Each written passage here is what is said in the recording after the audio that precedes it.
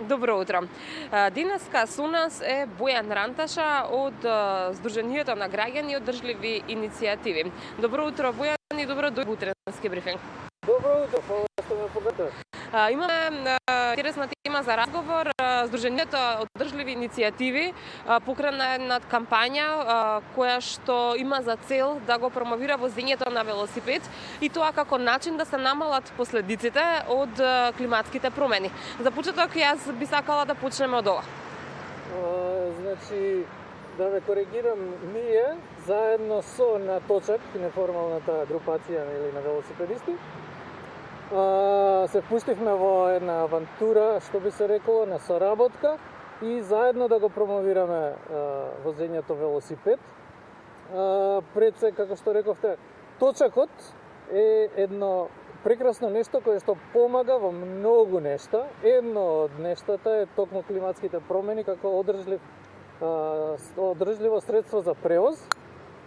И баш во ова време кога целиот свет се фокусира на декарбонизација, на намалување на емисиите на јаглерод диоксид, Точакот се појавува како средство кое што дури 85% од емисиите на јаглерод диоксид може да ги намали во транспортот по човек корисник. Така да, тоа е очигледно добро решение. Што повеќе луѓе на точаци во градот, тоа помалку емисии од транспортот во градот. А во Македонија, според последните извештаи, негдека 30% од емисиите на CO2 потекнуваат од транспорт, од секторот транспорт. Така да, ако можеме ние да намалиме 10% од, мислам, севкупното тоа, значи да го спустиме на 20%, тоа би било одлично. Така е. Вашата кампања е насловена со Точак за клима. Зошто баш ваков наслов и очекувате ли дека барем малце ќе ја смени свеста кај населението? Значи, целата приказна, зошто баш сега, од една страна реков дека целиот свет баш сега во овие моменти на криза со коронавирусот се врти кон декарбонизација, а од друга страна, баш во овие моменти луѓето поради страф од вирус се префрлаат на Точакот. Заради тоа што Точакот е баш сам си, подалеку од другите, како превозно средство се појавува како најбезбедно превозно средство во време на корона. Видиме од аспект на вирусот. И по цел свет, не само во Европа, градските власти, администрацијата градска, се фокусира да обезбеди што повеќе велосипедски патеки, што по-безбеден велосипедски превоз, за што повеќе луѓе да се префрлат на велосипедот. И токму поттикнати од еден таков процес, ние викаме, значи сега е време да се направи кампања поактивна, за да можеме и кај нас да има повеќе велосипедски патеки, бидејќи кај нас има, но дали се доволно, бидејќи сепак луѓе што користат велосипед се побројни, дури ние направивме анкета од која што од негдека 1600 испитаници негдека 30% рекоа дека, негдека 400 луѓе, рекоа дека тие возат Точак само заради корона кризата. Така. Тоа е бројка која што треба да се поддржи и понатаму да вози Точак со оглед на корисноста на возењето на Точак. Што значи да се велосипедист во Скопје? Тоа значи дека треба да се биде внимателен, да се биде авантурист, да се биде предпазлив.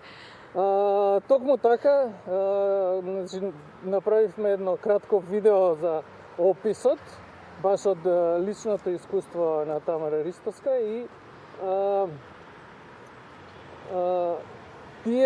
тој поглед на авантуризам, на совладување на препреките се интегрален дел. Едно од препреките, барем во овој зимски период, е и воздухот. Јас носам маска заради тоа што моменталното загадување е близу 200 во овој предел. И тоа е нешто кое што, нели, исто со Точакот може делумно да се реши. Помалку емисија и на, нели, штетни гасови од сообраќајот, можеме да работиме заедно со, нели, намалување на сите тие штетни работи. Сега, колку временските прилики влијаат на возењето велосипед? Дали кај вас лично влијаат и дали сметате дека со солидна гардероба, како што впрочем можеме да видиме и вие сте обличени, може да се пркоси на студот? Значи, не е само да се пркоси, него едноставно тоа е вообичаениот пристап.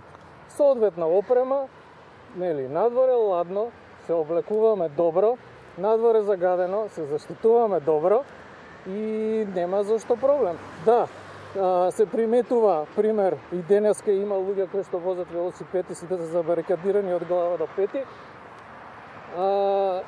И тоа не како, климата, односно, се извинувам, временската ситуација е само една појава која што ние треба да ја прифатиме. Надворе ладно, окей, ќе си ставам шалче, ќе си ставам капа. Надворе топло, ќе си облечам мајчка со кратки ракави. И тоа е едноставна појава која што си ја прифаќаме. Повел, јас се надевам дека навистина ќе успее вашата кампања да допре до што е поголем број можно на граѓани и би сакала да оставиме и малку простор на крајот на разговорот да го погледнеме и видеозаписот кој што вие го подготвивте со цел да се зголеми свеста кај населението за возењето велосипед. Ви благодарам за денешното вклучување во утренски брифинг. Фала многу. А сега да го погледнеме и како што кажав видеозаписот. Јас сум Тамара Ристоска. Имам 27 години и работам како глумица.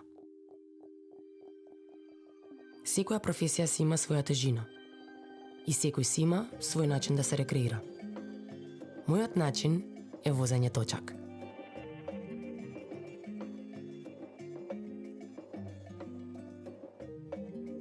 Обожавам да ги завртам педалите и да се препуштам по инерцијата на Скопје.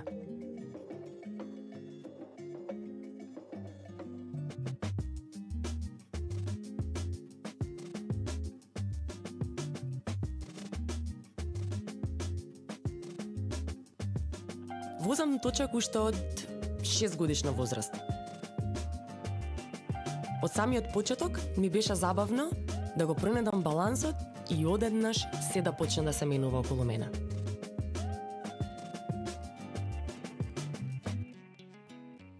Скопје пред 50 години бил зелен град и важел за еден од најудобните рамни градови за возење точак.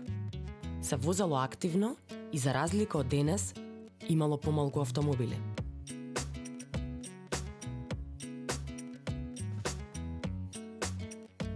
Но денес да се вози точак во Скопје значи дека треба да бидеш снаодлив, прилично трпелив, најчесто внимателен, понекогаш силен и авантурист.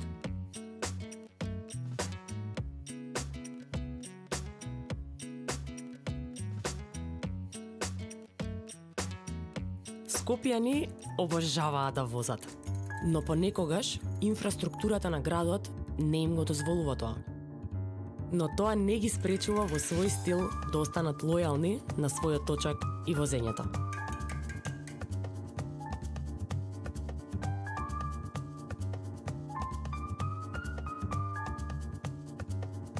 Веќе 7 месеци сме во пандемија. Се отворија многу прашања за здравјето и нашиот однос кон животната средина. А велосипедот стана најбезбедниот транспорт со кој се избегнува гужва и затворен простор. И исто така, одлично превозно средство за спортување и забава.